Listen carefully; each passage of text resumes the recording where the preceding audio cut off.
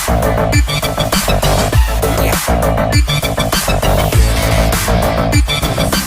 Dear student, कैसे हो आप सभी लोग। मैं हूं डीआरएक्स दिव्यस पॉल और आज की क्लास में आपका बहुत बहुत स्वागत है। हम लोग जो टॉपिक पढ़ रहे हैं उसका नाम है जीवों में जनन, यानी कि रिप्रोडक्शन इन ऑर्गेनिज्म। तो चलिए शुरू करते हैं। बहुत सारी बातें पहले हम लोग कर चुके हैं, तो इसलिए आपको टॉपिक का नाम नहीं दिख रहा है। पिछली क्लास जाके देखो, आपको समझ में आ जाएगा। चलो आगे देखते हैं। क्या आप मानव में पाए जाने वाले परिवर्तनों की सूची तैयार कर सकते हैं? तो एनसीईआरटी माता ने आपको एक और क्वेश्चन दे दिया, जिनसे जनन परिपक्वता का पता लग सके। क्या आप मानव में पाए जाने वाले परिवर्तनों की सूची बना सकते हैं? एक बता देता हूं मैं आपको कि हम मेल्स की दाढ़ी आती है और फीमेल की मूंछ आती है। तो ऐसे जो परिवर्तन है, बहुत सारे ऐसे जो परिवर्तन है, उसकी सूची बना के आपको कमेंट्स बॉक्स में बताना है। प्राणियों में उदाहरणार्थ पक्षी क्या वर्ष भर अंडे देते रहते हैं? क्वेश्चन मार्क जब भी आए कमेंट्स में आपको बताना है। एनसीईआरटी माता आपसे पूछ रही है, लेकिन आंसर आपको मेरे को देना है।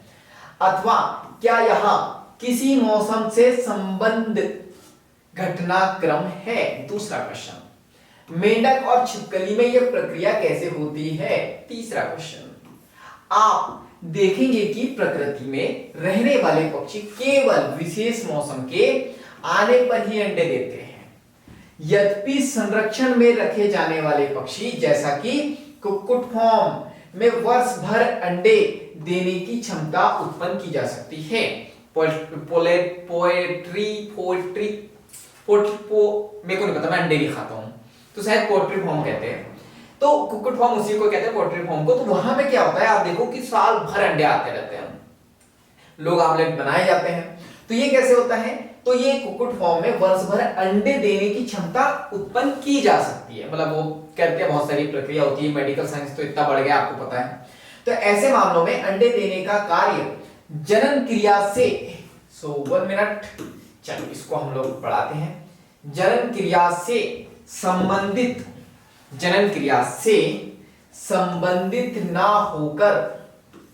ना होकर इसकी बड़े पैमाने पर व्यापार के लिए उत्पत्ति, जो मात्र मानव कल्याण ही कहा जा सकता है। तो एनसीईआरटी माता कह रही है कि ज्यादा से ज्यादा जो अंडे बनाए जा रहे हैं वो मानव कल्याण के लिए बनाए जा रहे हैं, इससे संबंधित ना होकर इसे बड़े पैमाने पर व्यापार या बिजनेस के लिए उत्पत्ति की जा रही है, जो मात्र मानव कल्याण ही कहा जा सकता है इसको। तो ऐसा एनसीईआरटी माता कह रही है। जनन प्रवस्थाओं के दौरान अप्रास्थनी मादा के अंडाशय की सक्रियता में चक्रित तथा सहायक वाहिका और हार्मोन में परिवर्तन आने लगते हैं। ठीक है, तो ये देखो यहां पे क्या होगा, जनन प्रवस्था के दौरान, ठीक है, जो जनन प्रवस्था की बात करें, जो स्तनी मादा होती है, ठीक है, जो फीमेल्स होती है, स्तनी मादा यानी मैमेलियंस की जो मदर होती है या फीमेल होती है, तो उनके अंडाशय की सक्रियता में जब जो ओवम होता है, जब वो एक्टिव होता है, तो वहां पे कुछ चेंजेस आते हैं। चक्रित तथा सहायक वाहिका, ठीक है, रिप्रोडक्टिव सिस्टम पढ़ेंगे तो वहां पे हम लोग देखेंगे बहुत सारी नलियां होती है, बहुत सारी ट्यूब्स होती है जो सहायता करती है, तो उसको सहायक वाहिका कहते हैं। और हार्मोन में परिवर्तन आने लगते हैं। ठीक है, तो यहां पर हम लोग बात करते हैं, एक तो होते हैं वेरी इंपॉर्टेंट, 1 मिनट, हाँ चलो, नॉन प्राइमेट, ठीक है, नॉन प्राइमेट स्तनधारी, वेरी इंपॉर्टेंट। अब ये नॉन प्राइमेट और प्राइमेट क्या है, जब हम लोग इवोल्यूशन पढ़ेंगे, विकास वाला टॉपिक, तो वहां समझ में आएगा कि यहाँ पे स्तनधारियों को भी 2 कैटेगरी में बांट दिया गया है, नॉन प्राइमेट और प्राइमेट। तो याद रखो, नॉन प्राइमेट स्तनधारी कौन कौन से हैं, नीट में क्वेश्चन आता है, आपको पता होना चाहिए। तो यहाँ पे किसकी बात कर रहे हैं हम लोग, मादा की। तो एनसीईआरटी माता को भी पता है कि क्या होता है ना, फीमेल को, जैसे जो कुत्ता है, कुत्ता का फीमेल क्या होगा, कुत्ती, तो बोल दो तो लड़कियों को बुरा लग जाता है, इसलिए यहाँ पे जो है मेल को ही रिप्रेजेंट किया गया है। शादी में जो है हमेशा घोड़ी पे दूल्हा बैठता है, लेकिन बुलाते घोड़ा को है, मतलब आती भी घोड़ी है लेकिन बोलते घोड़ा है, शायद फीमेल को बुरा लग जाए। तो ऐसे यहाँ पे एक गाय है, यहाँ भेड़ नहीं भेड़ी है, यहाँ चूहा नहीं चुईया है, हिरन नहीं हिरनी है, कुत्ता नहीं कुत्ती है, चीता नहीं चीती है। तो ये जो है याद रखो कि यहाँ पे, मतलब ये मजाक कर रहा था मैं, ठीक है, मतलब फीमेल में ही है लेकिन लिखा ये है, ठीक है। तो गाय, भेड़, चूहे, हिरन, कुत्ता और चीते में जो है आपको क्या देखने को, ये क्या है, नॉन प्राइमेट स्तनधारी है। क्या होता है इसको देखते हैं। तो आदि में जन्म के दौरान ऐसे चक्रित परिवर्तन देखे गए हैं, इसे हम लोग कहते हैं वेरी इंपॉर्टेंट। ठीक है, तो इसको हम लोग कहेंगे, इसको हम लोग कहते हैं मत चक्र या फिर ऑस्ट्रस साइकिल। वेरी इंपॉर्टेंट, तो आपको ये याद रखना है। नीट में क्वेश्चन आएगा तो क्या पूछेंगे, नॉन प्राइमेट स्तनधारी कौन कौन से होते हैं, कौन कौन से होते हैं, गाय, भेड़, चूहा, हिरण, कुत्ता, ठीक है, और चीता।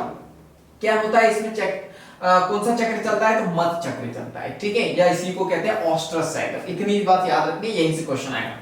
जबकि प्राइमेट्स की बात करते हैं, देखो नॉन प्राइमेट्स हो गए, प्राइमेट कौन है याद रखना, बंदरिया, एप्सी, मनुष्य यानी कि फीमेल, तो तीन है, बंदर, एप्स और मनुष्य में यहाँ ऋतु स्त्राव चक्र चलता है। क्लियर, तो इसमें क्या चलता है, मौसमी प्रजनन होता है, तो याद रखना इसमें ऋतु स्त्राव चक्र कहलाता है। अधिकांशतः स्तनधारियों की बात करें तो विशेषकर जो प्राकृतिक रूप से वनों में रहते हैं, अपने जनन प्रवस्था के दौरान अनुकूल परिस्थितियों में ऐसे चक्रों का प्रदर्शन करते हैं। इसी कारण इन्हें ऋतुनिष्ठ अथवा मौसमी प्रजनन कहते हैं। तो ये याद रखना है, मौसम के अकॉर्डिंग प्रजनन करते हैं, कभी भी जो है बच्चे पैदा नहीं करते हैं। अधिकांशतः स्तनधारी अपने पूर्ण जनन काल में जन्म के लिए सक्रिय होते हैं। क्या बोला, अधिकांशतः स्तनधारी अपने पूर्ण जनन काल में, यानी पूरे जनन काल का जो समय रहता है उसमें जन्म के लिए सक्रिय होते हैं, यानी हमेशा सक्रिय होते हैं, कभी भी ये बच्चे पैदा कर सकते हैं। स्तनधारी की बात कर रहा हूं मैं, ठीक है। यहाँ पे कारण इन्हें जो है सुवर्ण इधर को छोटा गया, हाँ, इसी कारण इन्हें सतत प्रजनन कहते हैं। सतत यानी कंटिन्यू, ये कभी भी बच्चे पैदा कर सकते हैं। चलिए, तो आगे की बात हम लोग करते हैं। तो इस तथ्य की बात करें हम लोग, तो इस तथ्य से एनसीईआरटी माता कह रही है, इस तथ्य से सभी परिचित है कि हम सभी आयु में बढ़ते हैं। सिंपल सी बात है, हर साल हम लोग बढ़ते हैं। यदि हम लंबी आयु तक जीवित रहे परंतु वृद्ध होने का क्या अर्थ है, बताइए बताइए, बुढ़ापा, परंतु वृद्ध होने का क्या अर्थ है, एनसीईआरटी माता पूछ रही है।